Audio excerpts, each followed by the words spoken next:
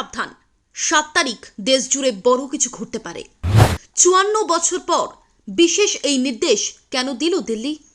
হুট করে যুদ্ধ বাঁধলে কি করবেন ভারতের নাগরিকেরা? প্রধানমন্ত্রী নরেন্দ্র মোদীর একেবারে বাসভবনে অজিত ডোভাল। কিসের প্রস্তুতি চলছে পাকিস্তানের বিরুদ্ধে? বাজতে পারে এয়ার এড সাইরেন, নিভে যেতে পারে দেশ জুড়ে সব আলো। আগামী কটা দিনে কি ঘটতে চলেছে ভারতে? দিল্লি ঠিক কি ভাষায় জবাব দেবে পাকিস্তানকে? এখনো পর্যন্ত একেবারেই তা স্পষ্ট নয়, তবে আগামীকাল 7ই মে তারই বোধ হয় একটা পূর্বাভাস পাওয়া যেতে পারে। গত 11 দিন ধরে একটানা সীমান্তে গুলিবর্ষণ করে চলছে পাকিস্তান। সেই আবহেই দেশের সব রাজ্যকে বিশেষ নির্দেশ দেওয়া হয়েছে কেন্দ্রের তরফে। আগামীকাল কানে যুদ্ধের সাইরেন এলে ঘাবড়ে যাবেন না, দেশের সব রাজ্যে হবে মক ড্রিল। কিন্তু কেন?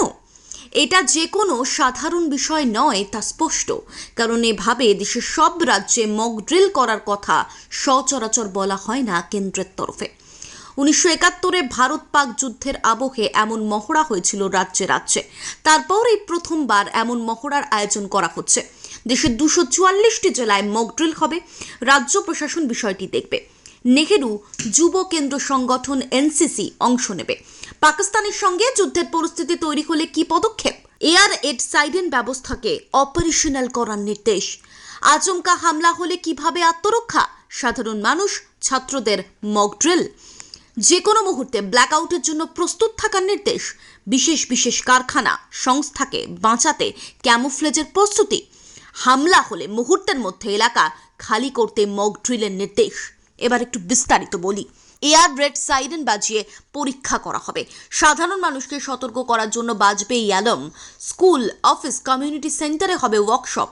হামলা হলে কাছাকাছি আশ্রয়স্থল কিভাবে খুঁজে বের করতে হবে তা শেখানো হবে। হামলার মুহূর্তে মাথা ঠান্ডা রেখে কাজ করা, প্রাথমিক চিকিৎসা করাও শেখানো হবে। হঠাৎ করে ব্ল্যাকআউট বা অন্ধকার হয়ে যাবে শহর এবং নিভে যাবে সব আলো। রাতের অন্ধকারে কোনো এয়ার স্ট্রাইক হলে এই কৌশল কিন্তু নেওয়া হয়। 71-এর যুদ্ধের সময় এই কৌশল নেওয়া হয়েছিল।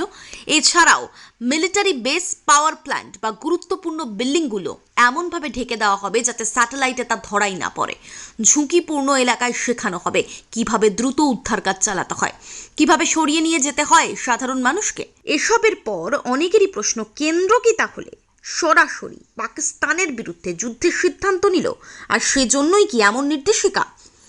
ওয়াকিবহাল মহলের একাংশ মনে করছেন বিষয়টি মোটেই তেমন নাও হতে পারে। যুদ্ধের বিষয়ে এখনো চূড়ান্ত কোনো সিদ্ধান্ত নেয়নি নরেন্দ্র মোদী সরকার।